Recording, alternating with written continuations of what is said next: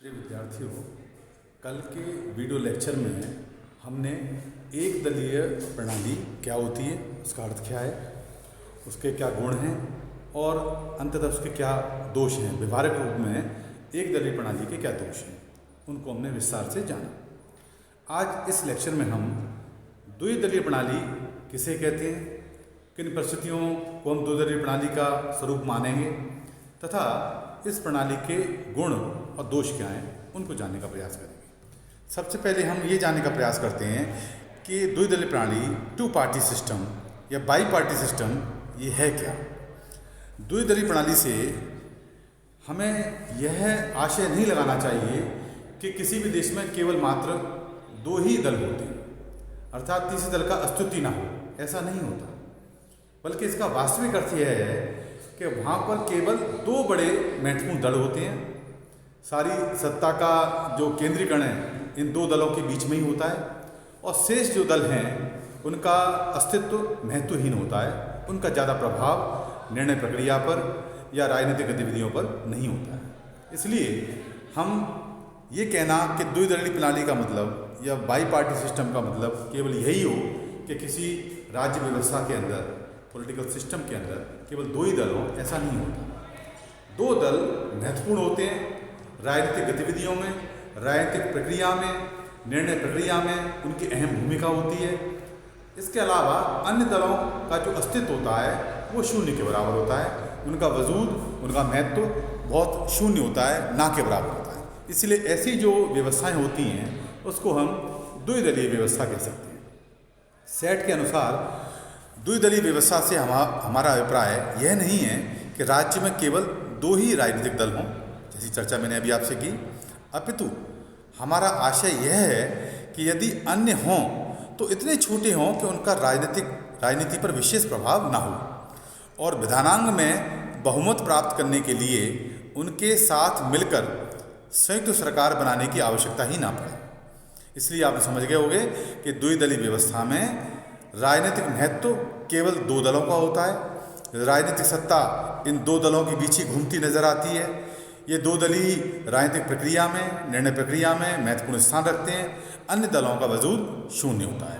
इसलिए ऐसी व्यवस्था को हम द्विदलीय व्यवस्था के रूप में पहचानते हैं, चिन्हित करते हैं। एलन बॉल ने द्विदलीय प्रणाली को दो भागों में बांटा है। एक भाग है अस्पष्ट द्विदलीय पद्धतियाँ और दूसरा है सुस्पष्ट द्विदलीय पद्धतियाँ। अस्पष्ट द्विदलीय पद्धतियाँ जैसे कि हम संयुक्त राज्य अमेरिका और आयरलैंड में पाते हैं, और सुस्पष्ट द्विदलीय पद्धतियाँ जैसे कि हम ब्रिटेन, ऑस्ट्रेलिया और पश्चिम जर्मनी में पाते हैं। ब्रिटेन और अमेरिका की शासन व्यवस्था में द्विदलीय पद्धति एक महत्वपूर्ण विशेषता है। इस पद्धति में कोई भी एक दल स्थायी रूप से शासक दल अथवा विरोधी दल नहीं रह पाता। दोनों दल समय समय पर शासन सत्ता हस्तगत करते हैं और जो भी दल विरोधी दल बनता है उसमें उत्तरदायित्व और गंभीरता की कमी नहीं आती है। ब्रिटेन में जो कंजर्वेटिव पार्टी है, अनुदार दल, और लेबर पार्टी, श्रमिक दल प्रमुख राजनीतिक दल हैं तथा अमेरिका में डेमोक्रेटिक पार्टी और रिपब्लिकन पार्टी प्रमुख दल हैं। ब्रिटेन में उदार दल और अमेरिका में साम्यवादी दल, अमेरिकी श्रमिक संघ जैसी तीसरी पार्टियों के होते हुए भी इन देशों की दलीय पद्धतियों में, अर्थात द्विदलीय पद्धतियों में आवश्यक लक्षणों की गड़बड़ी पैदा नहीं हो सकी। ब्रिटिश द्विदलीय व्यवस्था की अद्वितीय प्रकृति इसका राजनीतिक अनुशासन और संबद्धता है। यह अनेक रूपों में प्रमाणित होता है। संपूर्ण देश में मतदान का तरीका एक जैसा है और क्षेत्रीय भिन्नताएं अति अल्प होती हैं। यहाँ मतदाता का दल के साथ तादात्म्यकरण ही यहाँ के मतदान व्यवहार, वोटिंग बिहेवियर का मुख्य निर्धारक होता है। यहाँ मतदाता व्यक्तिगत प्रत्याशियों की अपेक्षा दल या उसके नेता को वोट देते हैं। यहाँ उत्तरदायी सरकार है, इसलिए विधायी तथा कार्यपालिका शाखाओं के बीच समन्वय स्थापित किया जाता है। सरकार के सदस्य संसद में से लिए जाते हैं क्योंकि वो संसद के सदस्य होते हैं, जनता के द्वारा निर्वाचित होकर जाते हैं और संबद्ध कार्यक्रम संभव बन पाता है। दलों में लगभग पूर्ण मतदानीय अनुशासन रहता है। कोई सदस्य पार्टी की नीतियों से स्वतंत्र रहकर मतदान करने का अधिकारी नहीं है। राजनीतिक नेता दलीय संगठन और संसदीय समूह के बीच संबंध स्थापित करने का कार्य करते हैं और इस प्रकार संपूर्ण दल की नीतियों और गतिविधियों पर नियंत्रण रखते हैं, जिसके फलस्वरूप निरंतरता और एकीकरण बना रहता है। आप समझते हो कि ब्रिटिश द्विदलीय व्यवस्था के विरुद्ध अमेरिका में दलीय व्यवस्था के राजनीतिक आधार का अभाव है। यह व्यवस्था एक मजबूत संवैधानिक व्यवस्था के अधीन कार्य करती है, जिसके अंतर्गत संवैधानिक और राजनीतिक व आर्थिक मसलों पर पर्याप्त आम सहमति पाई जाती है। यहाँ विचारधारागत उग्रता नहीं रहती। दल व्यवस्था में प्राय अनुशासन का अभाव एवं राष्ट्रीय संबद्धता की अनुपस्थिति परिलक्षित होती है। राजनीतिक दल प्राय सामान्यतः विभिन्न गुटों के संविध रूप होते हैं। ये विशेष हितों की मांगों में संतुलन का प्रयास करते हैं। दोनों दलों के चुनाव कार्यक्रमों में विशेष अंतर नहीं होता। अमेरिकी चुनाव व्यवस्था तीसरे दल के विकास को प्रेरित नहीं करती। राष्ट्रपति का निर्वाचन जीतने के लिए तीसरे दल का विकास हो ही नहीं पाता।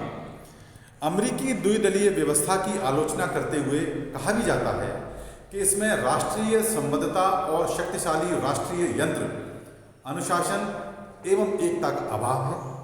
अमेरिकी राजनीतिक दल ब्रिटेन की अपेक्षा कम विचारधाराजन्य, कम अनुशासित और कम संबद्ध हैं। ये एक प्रकार से चुनाव उद्देश्य के लिए बनाए गए अस्थायी संविधान हैं। इस प्रकार आपको स्पष्ट हुआ होगा कि द्विदलीय पद्धति क्या होती है। तो ये स्पष्ट है कि द्विदलीय पद्धति का मूल आशय यही है कि किसी भी राजनीतिक व्यवस्था में केवल दो ही दल नहीं होते, दो दल के अलावा अन्य दलों की उपस्थिति भी होती है, लेकिन राजनीतिक समीकरण, राजनीतिक क्रियाकलाप, राजनीतिक जो है प्रक्रिया में सहभागिता का प्रभाव दो दलों का मुख्यतः पाया जाता है। सत्ता का हस्तांतरण भी सामान्यतः इन दो दलों के बीच ही रहता है और अन्य दलों का जो महत्व है वो प्रक्रिया में, राजनीतिक प्रक्रिया में, निर्णय प्रक्रिया में ना के बराबर होता है। इसलिए इस प्रकार की जो व्यवस्थाएं होती हैं उनको हम द्विदलीय व्यवस्था कहते हैं। आइए अब हम इस व्यवस्था में, द्विदलीय व्यवस्था में क्या अच्छाइयाँ हैं, क्या गुण हैं, इनके क्या लाभ हैं राजनीतिक व्यवस्था में, उसको जानने का प्रयास करते हैं। तो पहला जो सबसे बड़ा लाभ हमें देखने को मिलता है वो है स्थिर सरकार, स्टेबल गवर्नमेंट। द्विदलीय प्रणाली में कार्यपालिका अधिक स्थायी होती है, क्योंकि जब बहुमत वाले दल का एक बार मंत्रिमंडल बन जाता है, कैबिनेट बन जाती है, तो उसे आसानी से नहीं हटाया जा सकता। मंत्रिमंडल को यह विश्वास रहता है कि उसकी नीतियों और कार्यों का समर्थन करने के लिए विधायिका का बहुमत सदैव उसके पीछे छाया की भांति विद्यमान रहता है। द्विदलीय व्यवस्था के कारण ही ब्रिटेन में मंत्रिमंडलों का औसत जीवन काल 3.5 वर्ष, जबकि फ्रांस में जो चतुर्थ और तृतीय जो गणतंत्र थे उनमें मंत्रिमंडल का औसत कार्यकाल केवल 9 महीने था। तो आप समझ गए होंगे कि द्विदलीय प्रणाली का सबसे बड़ा लाभ, गुण, वो स्थायी शासन व्यवस्था है, स्थायित्व शासन व्यवस्था में। क्यों? क्योंकि दो दल होते हैं, एक दल बहुमत दल होता है, दूसरा विरोधी दल होता है जो अल्पमत में होता है। तो बहुमत दल की दलीय अनुशासन के कारण उसका विधानमंडल में बहुमत रहता है। इस कारण अविश्वास प्रस्ताव पारित नहीं हो सकता और इस कारण वो कैबिनेट, वो सरकार, वो कार्यपालिका अपने पूरे समय के लिए शासन का संचालन करती है। इस बात का उसको भरपूर विश्वास होता है, इसलिए गवर्नमेंट स्टेबल होती है। स्टेबिलिटी ऑफ द गवर्नमेंट, सरकार का स्थायित्व, इसका सबसे बड़ा गुण देखा गया। इसके अलावा आप अन्य शासन व्यवस्थाओं में देखो, अन्य जो दलीय व्यवस्थाएं हैं उनमें विशेष तौर से बहुदलीय जो व्यवस्थाएं हैं वहाँ इस तरह की प्रवृत्ति नहीं पाई जाती है। वहाँ अस्थिरता एक उसका आम धारणा है, क्योंकि अविश्वास प्रस्ताव या मिलीजुली सरकार के कारण कोई भी दल यदि अपना समर्थन वापस लेता है तो कैबिनेट अल्पमत में आ जाती है, कार्यपालिका अल्पमत में आ जाती है और वो सरकार गिर जाती है। इसलिए सरकार का, कार्यपालिका का स्थायित्व होना, स्टेबिलिटी होना बाई पार्टी सिस्टम का, द्विदलीय व्यवस्था का एक बहुत बड़ा गुण है। दूसरा गुण है वो है उत्तरदायित्व का निर्धारण। द्विदलीय व्यवस्था वाले देशों में शासन द्वारा किए गए अच्छे या बुरे कार्यों के लिए उत्तरदायित्व का निर्धारण आसानी से हो जाता है। सत्ताधारी दल को उन सभी दोषों के लिए उत्तरदायी ठहराया जा सकता है जो उसके कार्यकाल में होते हैं। कोई भी दल अपना उत्तरदायित्व दूसरों के सिर नहीं भर सकता, क्योंकि जब दो पार्टीज हैं, दो दल हैं, एक सरकार बना लिया एक ने बहुमत वाले दल ने, दूसरा विरोधी पक्ष में बैठा हुआ है बहुमत वाला दल, तो निश्चित तौर पर उत्तरदायित्व का निर्धारण क्लियर कट होता है, उसमें किसी प्रकार की कोई असमंजसता नहीं रहती। तो ये भी इसका एक अच्छा गुण है। तीसरा जो इसका लाभ और गुण है वह स्थायी नीतियों का निर्माण। स्थायी नीतियों का निर्माण और उनका एग्जीक्यूशन भी, एक प्रकार से उनका क्रियान्वयन भी। द्विदलीय प्रणाली में केवल शासन में स्थायित्व उत्पन्न नहीं होता, जैसा कि अभी चर्चा की, बल्कि शासकीय नीतियों में भी शाश्वतता उत्पन्न होती है। जिस सरकार को लंबे समय तक बने रहने का विश्वास होता है कि मुझे मेरे विरुद्ध अविश्वास प्रस्ताव पारित नहीं होगा और मैं पूरे कार्यकाल में सरकार में रहूंगी, इस बात का विश्वास ही सरकार को होता है, तो वह उस विश्वास के कारण दूरगामी योजनाओं को सफलतापूर्वक उनका संचालन कर सकती है। इस प्रकार की शासन प्रणाली में एक लंबे समय के लिए निश्चित दृढ़ नीति अपनाई जा सकती है। तो एक बहुत बड़ा लाभ है कि शासन की लंबी दूरगामी नीतियां बनाना, उनका क्रियान्वयन करना, ये बाई पार्टी सिस्टम का एक अच्छा लक्षण है। क्योंकि मल्टी पार्टी सिस्टम में जहाँ सरकार का अस्थायित्व रहता है, सरकार को अपने वजूद, अपने अस्तित्व का ही खतरा हमेशा बना रहता है, उल्टी तलवार टंगी रहती है, तो वो एक दूरगामी प्रभाव वाली विकास की नीतियों को लागू करने में वो हल्का सा उसको भय रहता है। इसलिए लॉन्ग लास्टिंग पॉलिसीज़, दूरगामी प्रभाव वाली स्थायी नीतियों को बनाना, उनको क्रियान्वयन करना, ये द्विदलीय प्रणाली का एक आवश्यक गुण देखा जाता है। तीसरा गुण है शासन का स्वस्थ व रचनात्मक विरोध। बड़ा महत्वपूर्ण गुण है शासन का स्वस्थ एवं रचनात्मक विरोध, सकारात्मक विरोध। द्विदलीय प्रणाली में विरोधी दल सरकार की आलोचना जिम्मेदारी के साथ करता है। आपने देखा होगा कि द्विदलीय प्रणाली का या शासन, ये पार्टी सिस्टम का एक लक्षण है कि जो विरोधी दल है, जो विपक्षी दल है, वो सरकार की आलोचना करता है। और आमतौर पे हम आए दिन देखते हैं कि जो सरकार के विपक्ष में जो दल बैठे होते हैं वो विधानमंडल में और विधानमंडल के बाहर उनका एक कार्य होता है सरकार की नीतियों का खुल्लम खुल्ला विरोध करना। ये इनके प्रकार जनता के सामने ये बात रखना कि सरकार की ये जो नीतियाँ लागू हो रही हैं कहीं ना कहीं ये जनता के हितों पर कुठाराघात कर रही है। तो एक प्रकार का कभी कभी ऐसा लगने लगता है कि शासन व्यवस्था की नीतियों के विरुद्ध विपक्षी दल का दायित्व ये हो गया है कि उसका विरोध करना, विरोध के लिए विरोध करना, अर्थात नकारात्मक विरोध करना, इसको हम कह सकते हैं। लेकिन द्विदलीय व्यवस्था में ये एक लक्षण आमतौर पर देखा गया है कि विरोधी दल शासन का आलोचना करता है, समालोचना करता है, लेकिन उस आलोचना में कहीं ना कहीं रचनात्मकता, सकारात्मकता छुपी होती है। कई वास्तविकता छुपी होती है कि सरकार द्वारा लागू की गई नीतियाँ कहाँ तक उचित हैं, कहाँ तक अनुचित हैं, क्या सुधार हो सकते हैं, वो विकल्प भी सामने रखती है। क्योंकि ऐसा काम वो इसलिए करता है क्योंकि इसमें अनुत्तरदायी आलोचना यदि वो करती हैं तो उनको ये भय रहता है कि यदि सरकार का विरोध हो गया जनता में और सरकार गिर गई तो विपक्षी दल सरकार गठित करेगी, तो वो सारी आलोचनाएं जो उसने सरकार की नीतियों की हैं उन आलोचनाओं को दूर करने का दायित्व संबंधित सरकार के ऊपर आ जाए, संबंधित विपक्षी दल है जो सरकार का गठन करेगा बाद में उसके ऊपर आ जाए। इसलिए वो जो विरोध करती है विपक्षी दल बाई पार्टी सिस्टम के अंदर, वो विरोध कैसा होता है, सकारात्मक होता है। क्योंकि आप जानते हो कि आलोचना करने वाला विरोधी दल यह जानता है कि सरकार के त्याग पत्र देने पर उसे सरकार बनानी पड़ सकती है और अपनी आलोचना को सही सिद्ध करना पड़ सकता है। सरकार इस प्रणाली में सरकार मंत्रिमंडल का निर्माण काफ़ी सरल रहता है। विधायिका में जिस दल का बहुमत रहता है उसका मंत्रिमंडल बन जाता है और सरकार चलाने की संपूर्ण जिम्मेदारी उसी पर आ जाती है। यदि सत्ताधारी दल विधायिका का विश्वास खो देता है अथवा चुनावों में हार जाता है तो विरोधी दल की सरकार बन जाती है। इस प्रकार इस प्रणाली में संवैधानिक गतिरोध उत्पन्न नहीं होता, जैसा कि आमतौर पर बहुदलीय जो पद्धतियाँ हैं उनमें देखा गया है।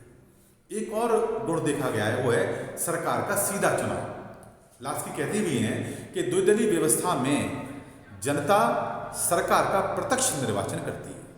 मतदाता यदि सत्ताधारी दल के विरुद्ध मत देता है तो यह स्पष्ट है कि वह विपक्षी दल की सरकार चाहता है, और यदि मतदाता वर्तमान में जो सत्तारूढ़ दल है उसके पक्ष में ही मतदान करता है तो इससे अभिप्राय ये होता है कि वह वही सत्ताधारी दल को पुनः सरकार में चाहता है, वो उसकी नीतियों से सहमत है, उसके कार्यों से संतुष्ट है। मतदाता के मस्तिष्क में सत्तारूढ़ दल को स्वीकार या अस्वीकार करने की भावना स्पष्ट रहती है। लास्की कहते भी हैं कि केवल यही द्विदलीय प्रणाली एक ऐसी विधि है जिसके द्वारा लोग निर्वाचन के समय अपनी सरकार का प्रत्यक्ष चुनाव करते हैं। यह उसकी असफलता के परिणामों के बारे में ज्ञान प्राप्त करती है। यह वैकल्पिक सरकार को शीघ्र ही वास्तविक रूप प्रदान करती है। फाइनल ने भी कहा है कि हर स्थान पर दो दलों में संघर्ष अच्छा होता है। जहाँ दो दलों में संघर्ष रहता है वहाँ कमियाँ, जो त्रुटियाँ हैं, आसानी से पकड़ी जा सकती हैं और पूर्ण विनाश की संभावनाएं भी कम हो जाती हैं। संक्षेप में हम कह सकते हैं कि द्विदलीय प्रणाली में राजनीतिज्ञों में असंतोष की भावना उत्पन्न नहीं हो पाती। वे जानते हैं कि आज का विरोधी दल कल का शासक दल हो सकता है, अतः केवल रचनात्मक या सकारात्मक विरोध करके शासन को सुचारू रूप से नियंत्रित करते हैं। तो ये हमने इस चर्चा के दौरान ये समझ पाए कि द्विदलीय व्यवस्था के क्या गुण हैं, और आमतौर पर चाहे वो ब्रिटेन हो चाहे अमेरिका हो, इस प्रकार के जो भी द्विदलीय व्यवस्थाएं हैं उनमें इस प्रकार की आम प्रवृत्तियाँ देखी गई। लेकिन ऐसा ही नहीं है, द्विदलीय प्रणाली के कई जो अप्रत्यक्ष दोष भी इसमें देखे गए हैं जो आमतौर पर देखे जाते हैं। आइए हम एक एक करके उन दोषों की भी चर्चा करें। तो पहला दोष है द्विदलीय प्रणाली का, वो है बहुमत दल की तानाशाही। आप जानते हो कि द्विदलीय व्यवस्था में एक दल को बहुमत मिलता है, एक दल विपक्ष बैठता है जो अल्पमत में होता है। बहुमत दल को जब अपने बहुमत की गारंटी होती है विधानमंडल के अंदर, और उसे इस प्रकार का विश्वास होता है कि उसको निर्धारित जो कार्यकाल है सरकार का उस दौरान कोई इसको हटा नहीं सकता, उसके विरुद्ध अविश्वास प्रस्ताव पारित नहीं हो सकता, तो उसके साइकोलॉजिकली वो एक प्रकार की तानाशाही जैसी प्रवृत्ति अपनाने लगती है, वो नीतियों में झलकने लगती है।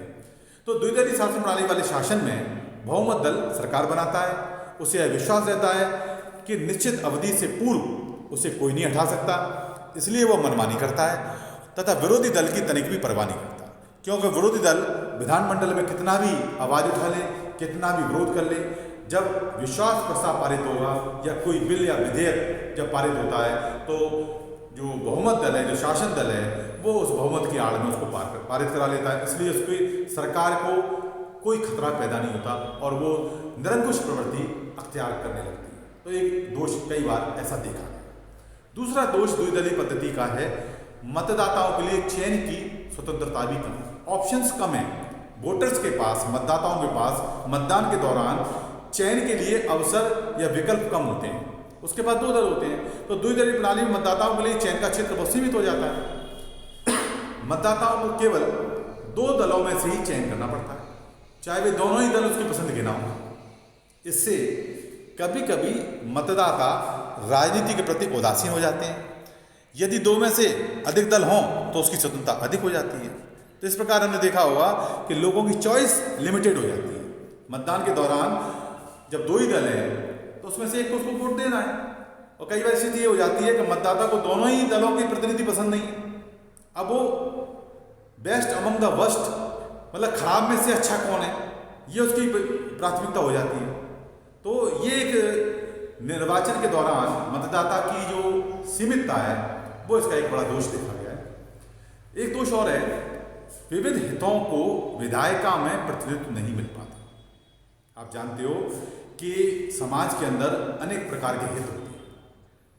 अब द्विदलीय प्रणाली में जब दो प्रकार के दल या दो प्रकार की विचारधाराएं के आधार, दो प्रकार की विचारधाराओं के पर आधारित दल यदि पहुंचती हैं और एक विचारधारा पर आधारित दल सरकार का गठन करता है जो बहुमत दल है, दूसरा विपक्ष में बैठता है, इससे क्या होता है, इसका एक दूसरा प्रभाव भी पड़ता है कि समाज के जो अन्य हित हैं उनका प्रतिनिधित्व, उचित प्रतिनिधित्व विधानमंडल में नहीं हो पाता। तो द्विदलीय व्यवस्था को अपनाने से विभिन्न हितों और अन्य वर्गों को विधायिका में उचित प्रतिनिधित्व नहीं मिल पाता।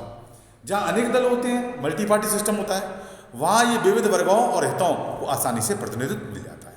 इसलिए एक बड़ा दोष ये भी देखा है, जब मतदाताओं के या जनता के विविध हितों का उचित प्रतिनिधित्व विधानमंडल में द्विदलीय व्यवस्था में नहीं होगा तो उनके हितों का संरक्षण पर भी एक प्रश्न चिन्ह लग जाता है। एक दोष ये देखा गया है कि विधायिका की शक्तियों का ह्रास होना, उसमें गिरावट आ रहा।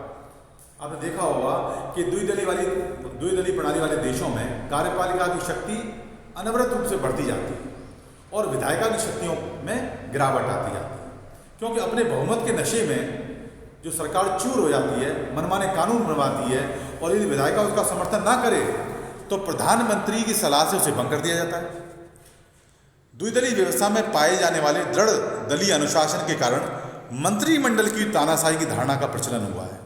और इस संदर्भ में रैमजे बियोन ने लिखा भी है इंग्लैंड के बारे में कि मंत्रिमंडल की तानाशाही ने संसद की शक्ति को या सम्मान को बहुत कम कर दिया है।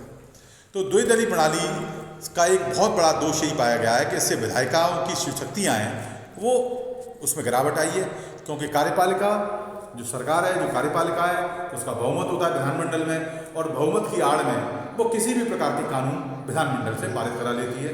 तो धीरे धीरे करके विधानमंडल की शक्तियों का द्विदलीय व्यवस्था में हमें कमी ह्रास देखने को मिला।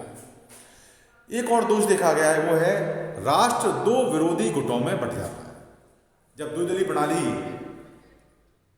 वर्चस्व में होती है किसी राजनीतिक सिस्टम के अंदर, पॉलिटिकल सिस्टम में, तो देश भी उन द्विदलीय प्रणाली की विचारधारा के आधार पर जो दो विचारधाराओं में दो ग्रुप्स में बंट जाता है। इसलिए हमने देखा होगा कि राष्ट्र का ऐसा विभाजन, ऐसा भयंकर विभाजन, ऐसी प्रवृत्ति पाई जाती है जिससे राष्ट्र की एकता और अखंडता पर कुठाराघात होता है। और एक और दोष पाया गया है, वो है नकारात्मक मतदान। इस व्यवस्था के अंतर्गत नागरिकों को केवल दो उम्मीदवारों में से एक को चुनने का अवसर मिलता है। यह भी संभव है कि मतदाता इन दोनों में से किसी को पसंद ना करे और ऐसी दशा में वह उस व्यक्ति के विरुद्ध मतदान करता है जिसको किसी कारणवश वह नहीं चाहता है। इस प्रकार इससे मतदान नकारात्मक हो जाता है। एक दोष है कि विविध दृष्टिकोणों का समावेश न हो। जो अलग अलग दृष्टिकोण हैं, जो अप्रोचेज हैं समाज के अंदर, वो समावेश नहीं हो पाती हैं, क्योंकि जो लोग राज्य में केवल दो दल चाहते हैं वे यह भूल जाते हैं कि दो राजनीतिक दल नागरिकों के विभिन्न दृष्टिकोणों को समाहित नहीं कर पाते। और एक दोष है इसका कठोर दलीय अनुशासन। दल का अनुशासन इतना कठोर होता है द्विदलीय व्यवस्था में कि यदि सदस्य दल के दृष्टिकोण से पूरी तरह सहमत ना भी हो तो भी उन्हें दल के आदेशों का पालन करना होता है। और इस कारण सदस्यों के जो व्यक्तित्व है, उनकी जो सोच है, उसको, उनका जो दृष्टिकोण है, उनका जो विज़न है, उसको धक्का लगता है। तो आप समझ गए होंगे कि द्विदलीय व्यवस्था में क्या गुण हैं, क्या दोष हैं। निष्कर्ष के रूप में हम कह सकते हैं कि द्विदलीय प्रणाली के गुण और दोषों का विवेचन करने के उपरांत यह निष्कर्ष निकाला जा सकता है कि संसदीय शासन प्रणाली की सफलता के लिए द्विदलीय प्रणाली सुविधाजनक रहती है और ब्रिटेन में आज तक राजनीतिक अस्थिरता और शून्यता पैदा नहीं हुई है, क्योंकि वहाँ बहुमत वाला दल सरकार बनाता है और अल्पमत वाला दल, जो जिसको कम वोट मिलते हैं, जिसको बहुमत नहीं मिलता है, वो दल विपक्ष में बैठकर सरकार की नीतियों की समालोचना करता है, उनके लिए विकल्प प्रस्तुत करता है। फ्रांस और भारत का यदि उदाहरण देखें इसके विपरीत, जहाँ बहुदलीय व्यवस्थाएं विकसित हुई हैं, वहाँ कई बार सरकार बनाना तक कठिन हो जाता है। आपने देखा होगा कि भारत के अंदर जब एक दल को बहुमत नहीं मिलता है तो विभिन्न दल दूसरे दलों को की खरीद फरोख्त में लग जाते हैं। हॉर्स ट्रेडिंग, ये शब्द आपने इन दिनों काफ़ी सुना होगा कि विधायकों को खरीद कर उनको या विधायकों को किसी प्रकार से प्रभावित करके अपने दल के पक्ष में मतदान करके एक गठबंधनीय सरकार का गठन करने का एक ट्रेंड मल्टी पार्टी सिस्टम में शुरू हो गया है। तो इस प्रकार बहुदलीय जो व्यवस्थाएं होती हैं, मल्टी पार्टी सिस्टम जहाँ होता है, वहाँ पर सरकार बनाना कई बार कठिन हो जाता है और कई बार इस दृष्टिकोण से राजनीतिक गतिरोध भी उत्पन्न हुए। प्रोफेसर लास्की के शब्दों में संसदीय शासन की एक ऐसी सुनियोजित द्विपदीय व्यवस्था के द्वारा ही ये शासन व्यवस्था अधिक सफल हो सकती है। फाइनल ने भी कहा है कि जिस देश में द्विदलीय पद्धति होगी वहाँ के लोग कर्तव्यपरायण और सुखी होंगे, मैकाइवर ने भी संदर्भ में कहा है कि द्विदलीय पद्धति में जहाँ अधिकारों का केंद्रीकरण होता है वहाँ उत्तरदायित्व का भी केंद्रीकरण होता है और उसे लागू करने का ढंग भी सरल होता है। इस प्रकार आपको ये विषय स्पष्ट हुआ हो गया होगा कि द्विदलीय व्यवस्था लोकतंत्र के मूल्यों के लिए, लोगों के अधिकारों की रक्षा के लिए, शासन के स्थायित्व के लिए, नीतियों के क्रियान्वयन के लिए कितनी उपयोगी है। आशा है आपको ये विषय स्पष्ट हुआ है। अगले वीडियो लेक्चर में हम मल्टी पार्टी सिस्टम, बहुदलीय प्रणाली को समझेंगे।